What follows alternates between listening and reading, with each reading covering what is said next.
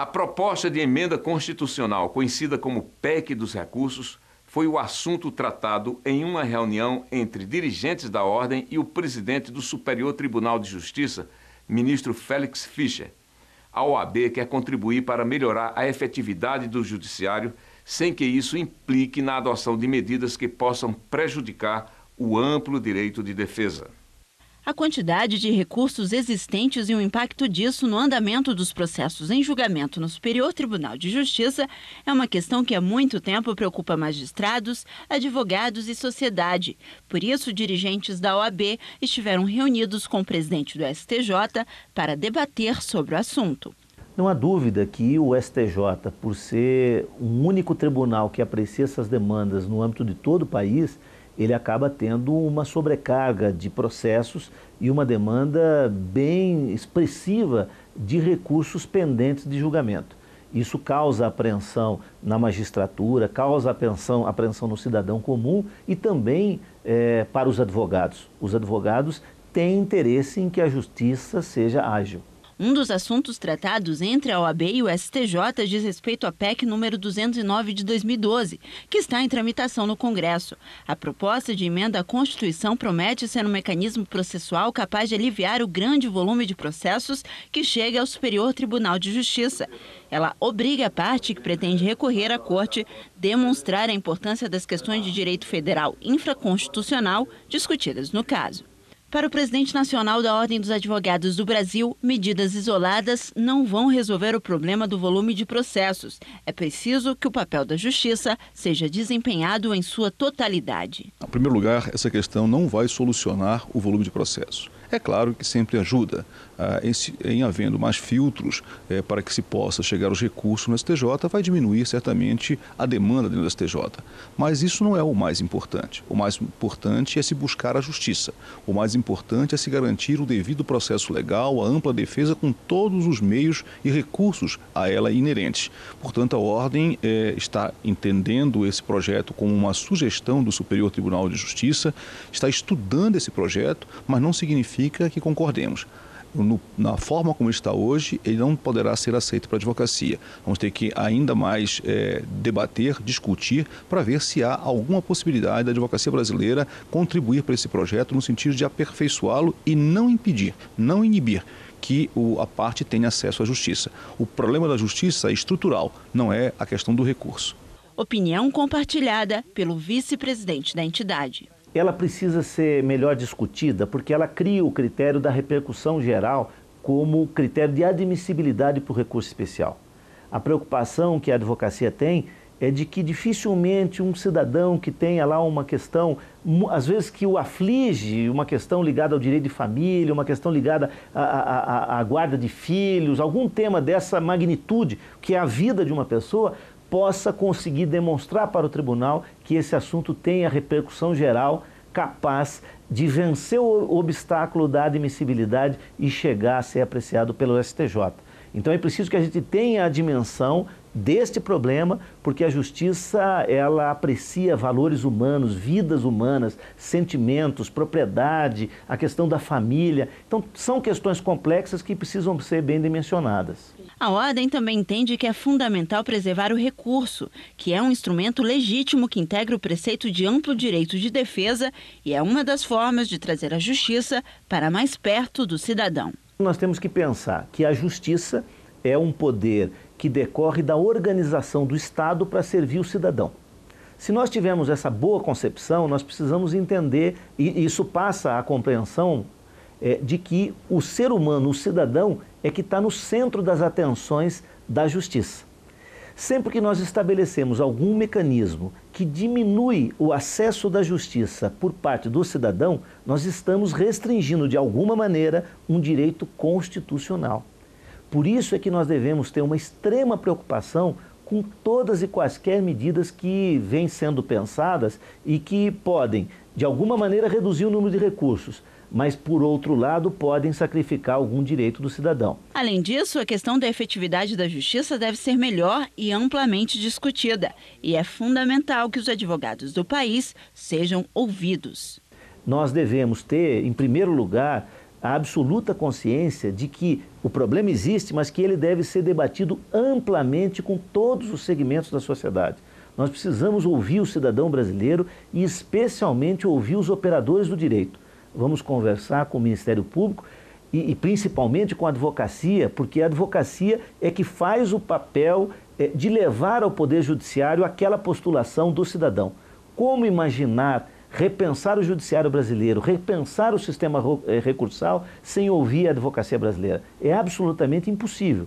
Se nós percorrermos esse caminho, a chance de errar vai ser muito grande. Foi concluída a versão final do anteprojeto de lei que estabelece normas para a cobrança de custas judiciais no país.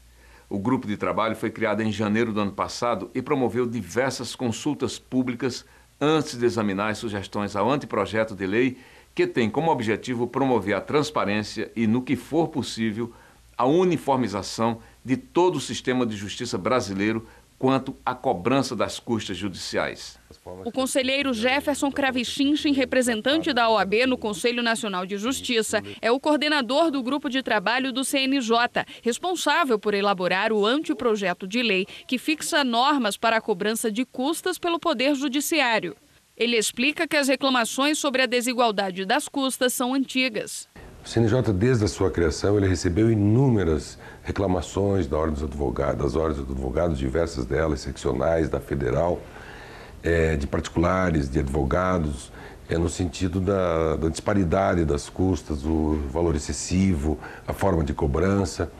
Isso levou com que o CNJ, depois de julgar vários processos, entendesse que deveria remeter para a Comissão de Gestão de Pessoas e Eficiência Operacional para que realizasse um estudo.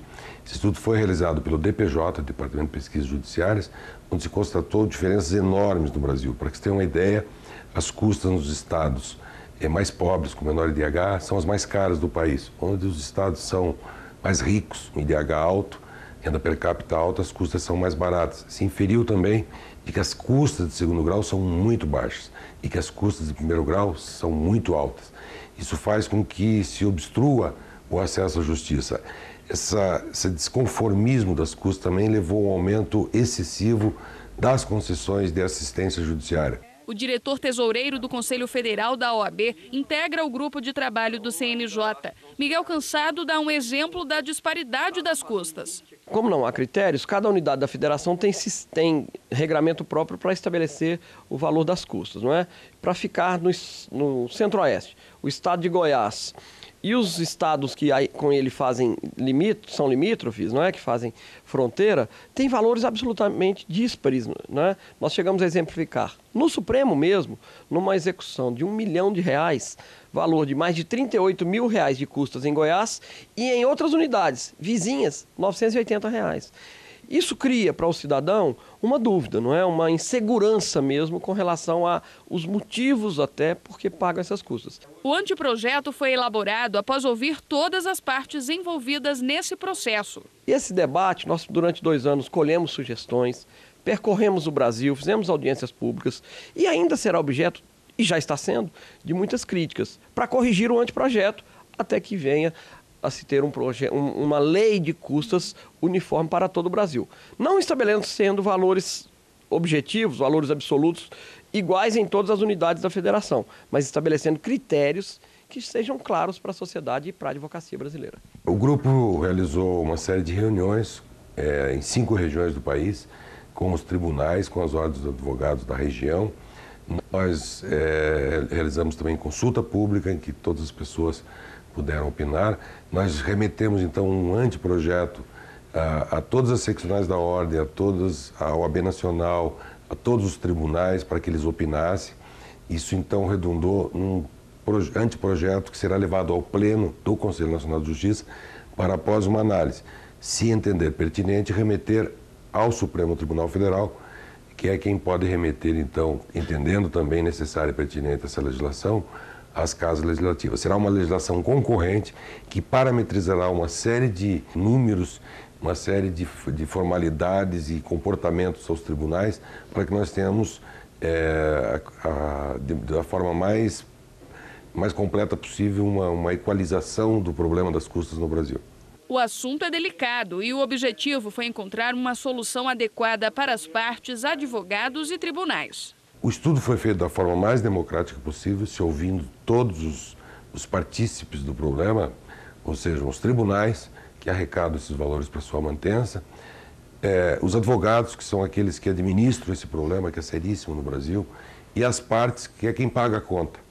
Disso foi tirado uma média do que é possível, do que seria até politicamente possível. O assunto é extremamente técnico, ele envolve inúmeros interesses, tanto da parte de quem paga, como dos advogados, como dos tribunais, e eu sei que entendo que é um assunto extremamente palpitante e polêmico, que redundará ainda em inúmeras discussões, mas o primeiro passo foi dado, ou seja, se colocou a mão na ferida para que se procure uma solução a esse problema que aflige a todos os jurisdicionados, aflige os advogados, aflige os tribunais e que leva os tribunais muitas vezes a agir de forma que veda o acesso à justiça. Sempre que se vai mexer, não é, num sistema de justiça, em algo que diz respeito ao funcionamento do sistema de justiça no Brasil, há polêmica. E ainda bem que há. Mas dessa polêmica é que se espera extrair um contexto positivo de uniformização do critério de cobrança de custas no Brasil. Ouvindo a advocacia, a própria sociedade, ouvindo ao Poder Judiciário nas diversas unidades da Federação, em todas as unidades da Federação, os tribunais, para que, ao final, o grande beneficiário seja o cidadão, porque é ele que paga e ele é o destinatário final e principal do trabalho do Poder Judiciário e de nós, advogados. Veja depois do intervalo. Conselho Federal divulga o calendário completo com as datas dos exames de ordem do ano que vem. E veja também, Programa de Educação Continuada da OAB atinge mais de 250 mil advogados em 2 anos.